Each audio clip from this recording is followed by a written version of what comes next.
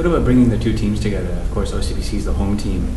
I think they were, in a sense, the smaller team, so they've been, I think some of them have been somewhat pushed aside in that sense. I mean, how have you been able to bring them together? I think what's important is that they see that the clients will benefit from the additional products that they're able to. First is that sense of being able to offer your clients more. The second is that everyone realized that you need scale as far as this business is concerned. It's not, you can't really be a small private bank and survive. You cannot survive. There's really scale is needed to be able to offer your clients all the range of services. So that's the other, in terms of driving the integration is that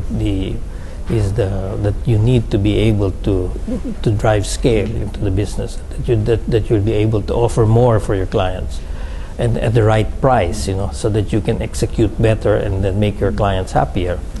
And then the other is also what's important is that we are able to use really cross-sell now because of the bigger client base, because of knowledge of what we never used to do in ING Asia Private Bank. We're able to also provide additional that we come from the OCBC commercial and retail banking. So cross-selling of mortgage products, that's quite important.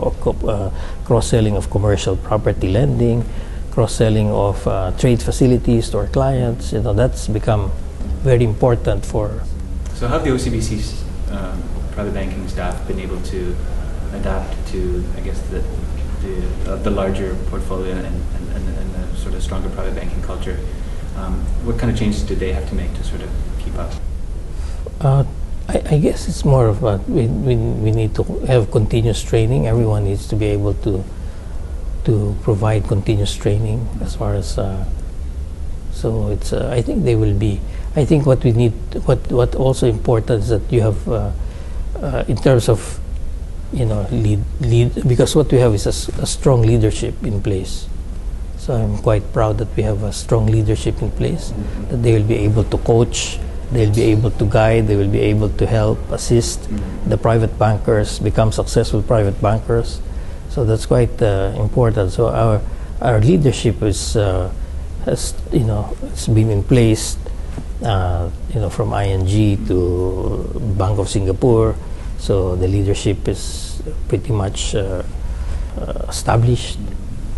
So that leadership is that is able to bring up anyone either from the ex-ING or from OCBC, bring them up into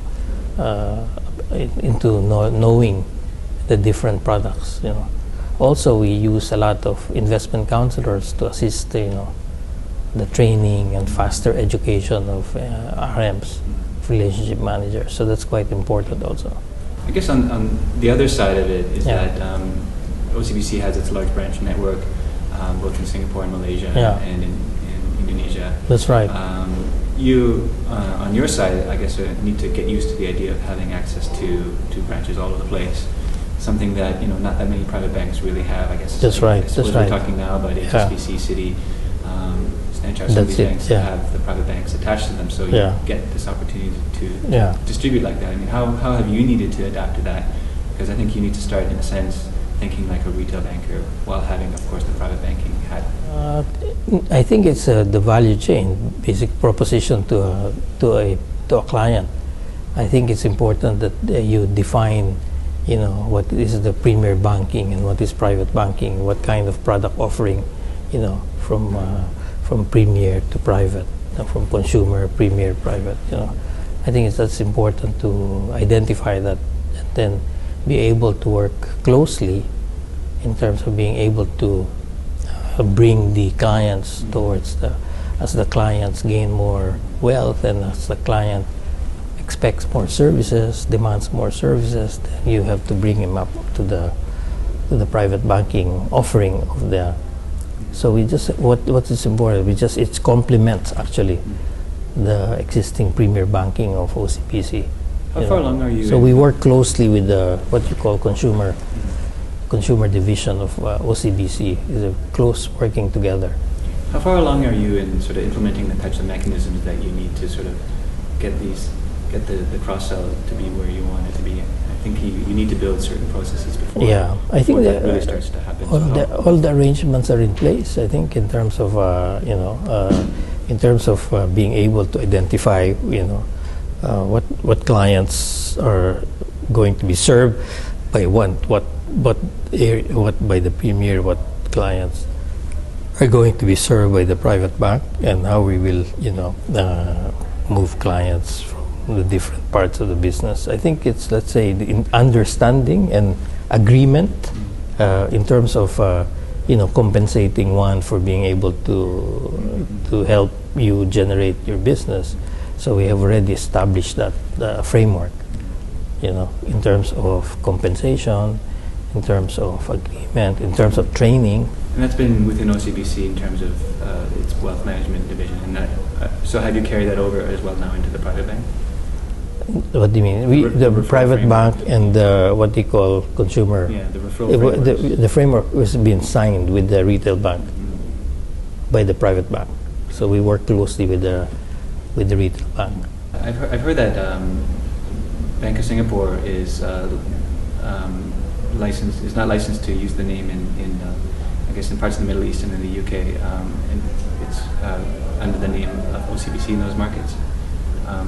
Is that have you been able to work around that? Or? Yeah, we've the rep office in Dubai is now Bank of Singapore rep office. So Middle East, we're represented by Bank of Singapore rep office. How about in the UK as well? In the UK, we have always operated in OCBC branch. So I think it's more of what you can do in the UK. So it depends on but we always also used to work with even as ING private bank, we were working in the ING branch. In terms of cross-sell ratios, where are you now, and where do you think you can get to? That's pretty early days, So we cannot give you all the statistics, but we have key performance targets in place in terms of cross-selling. So we still have to, this is just pretty much a early stage to be able to give you any meaningful data about that. Well, you're a young bank, so that's right. Good luck going forward and building up your franchise. Thank you. Thank you very much for talking to me.